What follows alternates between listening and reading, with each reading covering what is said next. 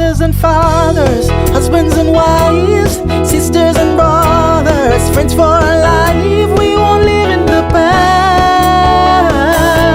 We're making it alive. It's time for another conversation. Welcome to Making It Last podcast, where it's all about helping us to have better relationships, not just with ourselves, with other people. And I'm overseas today, at least in my mind. We're speaking with Jolyn Showalter. She's in, is it Landon, Ontario, you said? Landon, Correct. right. Yeah, Landon, Canada. Ontario. She's a fellow podcaster. The name of her podcast is The Connectors. I was on a guest there on it some time ago, of course, virtually. And she's also a mom. Welcome, Jolyn. Thank you, Noreen, for having me. I appreciate the opportunity to be on your show today. All right, so what Yeah. we're going to be unpacking is the whole idea of reinventing yourself, navigating womanhood and midlife. So we're going to take it in pieces and then just put it all together. What do you mean by reinventing yourself? So reinvention for me this word came up to me a couple years ago in 2022 in the spring, to be exact. And how it came up was I had seen a friend online who had taken a certification on reinvention. And I thought that looks really interesting. I'm gonna, reach out to her and see what that's about. So reached out to her. She was a colleague I used to work with in my corporate world. And she said, yeah, I took this program. It was 3 months long. Here's the whole concept, the idea. It comes with all these tools, and it's a really great community. You can come check out a free lab and find out what it's about. So I went to the lab and I was totally roped in. I was like, yep, I really want to sign up for this course. And what it taught me was the reinvention process is really about change. It's change management. It's finding new ways of doing things. It's creating a system. So reinvention can be a personal reinvention. You can take the tools and the methodologies and create a reinvention of a product, of a service, of something that you're working on in your business. And for me, I took it and looked at it as a way to reinvent myself personally. So Okay. I had at that time been, I'd say, divorced or out of my marriage for almost 8 years, but it was still part of my journey and navigating, being a single mom, navigating being on my own and taking care of, my finances and everything else. So at that time, reinvention became really important to me in terms of how I wanted to show up and the things that I needed to change. So reinvention is really about change, and it can be hard to change. But I found with some of these tools and the support that I had, it was a better way of looking at it than I had thought of it in the past. So Okay. All right. So navigating womanhood, and well, we can just join those together. Navigating womanhood and midlife. How so and why? Well, Noreen, you're a fellow woman. I don't know if we're the same age, but I'm 47, and I've definitely, I wouldn't call it a midlife crisis, but I've definitely hit some crises moments in my womanhood. And navigating womanhood for me has actually shifted over the years, because when I was younger, I grew up with three brothers and I was very much raised like the boys. So for me, a tapping into my femininity and my womanhood sort of came later in life. And so I feel like that's a part that I'm navigating still right now. It happens when when you end up working in a world that's predominantly men. So when I worked in corporate, there was a lot of men, and the men were in power. You kind of start to become a little bit more masculine. You start to get into that sort of masculine presence and energy, because that's what you're surrounded by. That's what you notice gets results. That's how you notice people speak to each other, and you get more traction being a man. And so I felt like I took on that role of being more masculine. And, since being out of my corporate job, since embracing my womanhood, since my son's grown more now, like I just find that I'm in this really great place of embracing where I am, but still navigating the things like hormones that come into play, and transitions of, your life, and things that really change once you get to be in your 40s. And then I assume into my 50s as well, 50s and 60s. So yeah. Okay. All right. I want you to backtrack a bit. You said tapping into your femininity. Tell me what that meant for you and what that could mean for others as well. Sure. Yeah. So tapping in your femininity means that you are in a receiving mode. You know how to receive love and you know how to receive gifts and receive from people when they give you compliments, things like that. Being in your femininity is in receiving mode. If you have a hard time receiving love, then you put up walls when people give you compliments, things like that, you might be a little bit more, that's a whole other story to unpack, but it could be you're more in your masculine too. So for me, it was learning to receive from people because I'm very much, I can do it myself. I can take care of this myself because I have for so long. So it was learning to be softer. It was learning to be a little bit more relaxed about things. It was learning to allow people to do things for me and ask for help. And then also, I think even the way you dress in corporate, I started to wear a lot of suits and be a little bit more masculine that way. And I've always had this feminine side where I love to wear dresses. I can dress in all kinds. I can be a chameleon in the way that I dress. But I've noticed now where I'm starting to tap back into that as well. Like gone are the, wear more dresses and be a little bit more free flowing and connect to other women. I was easily able to connect to men growing up with boys and being in the corporate environment. It was very easy for me. But connecting to other women helps you tap into your femininity as well. So, yeah.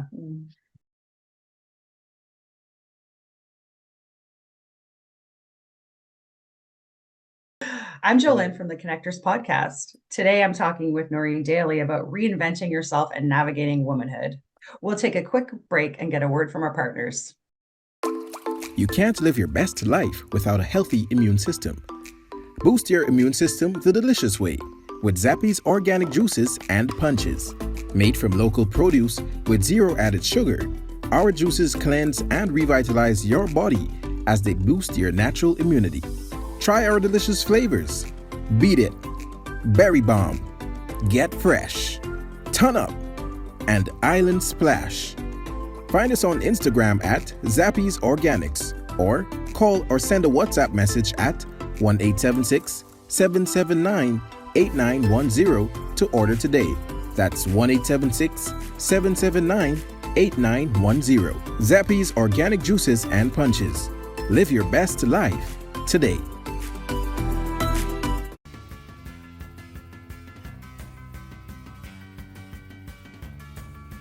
Hello, my name is Nicky Mason and I want to share with you my journey with Noreen Daly in my communication coaching sessions. As I went through the sessions with Noreen, I was able to recognize my strengths in communication. Some things I didn't recognize that I would do, she was able to unearth and allow me to recognize that these are some strengths that I had. I did have some weaknesses which I was challenged to overcome through research, reviewing other public speakers, and being able to sit before a camera and to speak to an audience, an invisible audience. It was fun, and as a coach, she was patient and she gave good feedback, and she was able to give me the insight into communication as to how to best use my skills, my natural communication strengths to be engaging as a speaker. And I would recommend anybody who seeks to become a more competent communicator to enroll in her program. Reach out to her, and I believe you're going to enjoy the journey as much as I did. Thanks.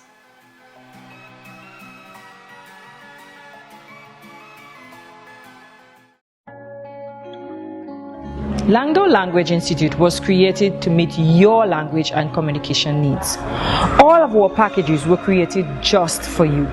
We are passionate about language and dedicated to your success. We offer the CSEC English program, the Study Buddy program, the Get Ahead with English program, and the Business Communication program. Contact us at 767-285-0938 or email us at landolanguage@gmail.com, because the real question is, how can we help you? I like that, but how do you then strike that balance? Because if you are, for want of a better word, too soft, it can be used against you in different spaces, not just in the corporate world.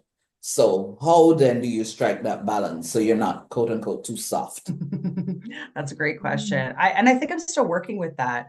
I Okay. think it's great to have both masculine and feminine traits. We both, like men and women, both have them, and we both need them. And people who are also binary and LGBTQ, we can all have masculine, feminine traits, and that's a positive thing. It's knowing when to use them. So when Okay. you're in your doer mode, so when you're ready to tackle a project, when you're ready to go, when you're ready to do something, that's when you're in your masculine, and that's when it's powerful to be in your masculine.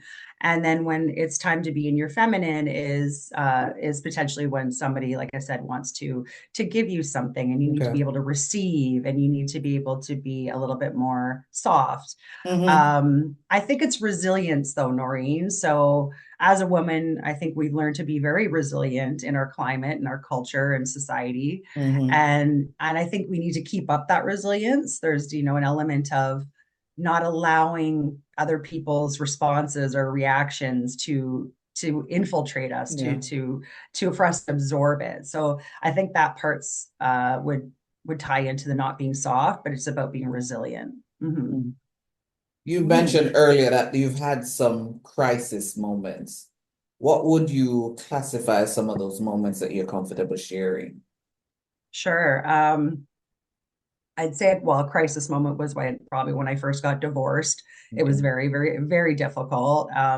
It was my choice, but yet, you get a lot of backlash when it's your choice because people think, oh, well, why are you making that decision? Your husband was a great person. People don't know all the ins and outs of things. So I was having a crisis moment because I realized I didn't truly know who I was.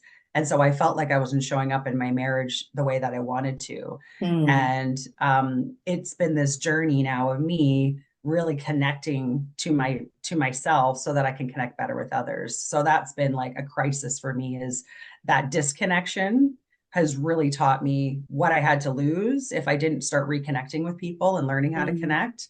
Hence partially why I have the Connectors podcast. And that would be, I would say, one of those major moments, is realizing how disconnected that I was. Yeah. Isn't that somewhat almost ironic though, that in a space or in a relationship where you would hope that that is where you can be most vulnerable, or you can basically be your best self, so to speak.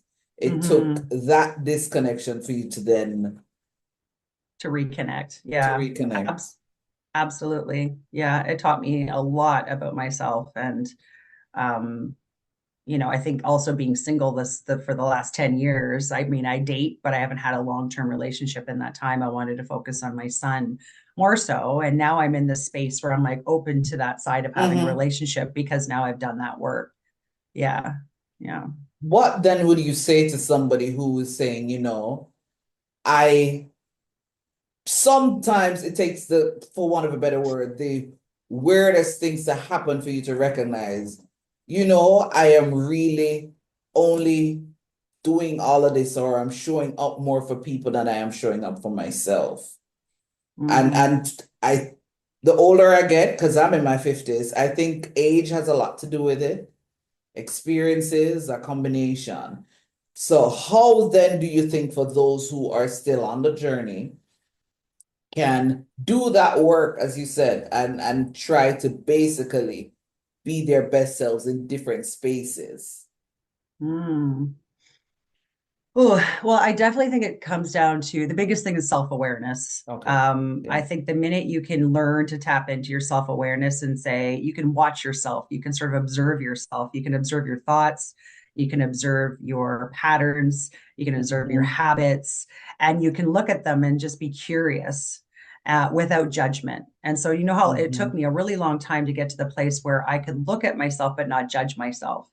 So that comes with self-compassion, again, non-judgment, learning to just see where you're maybe making mistakes and it's not serving you anymore. So it took me time to get into that space because that was the reconnecting with myself. And then I think the other part would be that showing gratitude, feeling grateful for the things that you have around you. I feel that always grounds me again and centers me. The minute I could take, 5 minutes to just breathe, do some deep breathing, and then think about what I'm grateful for. And it kind of resets me and puts me in a better place to move forward again. So in different spaces, I would definitely, I would say it's that stopping to take a minute, to be self-aware, to be present, to breathe and that can work in a multitude of different areas of your life. But it's really just taking stock of where you are. You have to look at all the things that you're doing or not doing and see what it's doing for you. Right. So, and the biggest part of that, I think, would be also the people that you surround yourself with. So, definitely. Yeah. Definitely. As you're wrapping up, though, why do you think it's necessary at any age to be open to reinventing yourself? I mean, I've been a lifelong learner. For me, personal growth is something I've always strived for. But I think if you stay static and you're in a sort of a stuck mindset where you don't think you can change or grow, that's your first disservice to yourself because you're much more powerful than you realize. I think a lot of us have been obviously conditioned through, societal norms, what we think is considered okay and normal in our different worlds. And if you can really just take a look at how your life is unfolding and the things that you're doing, is what you did 10 years ago the same thing as you're doing now? And is it still serving you? Right. So if you go out and party every weekend and have drinks every weekend and you still wake up feeling like garbage on Monday, are you still doing that 10 years later? And is it serving you in any way? Right. So and then don't complain to people about why you're so tired and why you have bad health and why you have all these things going on with you. Right. You have to call yourself out on your own BS. You have to call yourself out on your own BS. But that also means doing it with the lens of compassion, with love, and saying, I can change. And it's just whether you want to be stuck or you want to have great relationships, you want to move forward, you want to be successful in business, you want all those things. You have to look at where you are. And that's where reinventing yourself and taking time to see where you can change is really useful. Love it. Love it. An excellent note to end on. Thank you so much for sharing, Jolyn. Thank you for having me, Noreen. Appreciate the time. This was Making It Last podcast, where it's all about helping us to have better relationships, not just with ourselves, with other people. I'm Noreen Daly. Until next time. Mothers and fathers, husbands and wives, sisters and brothers.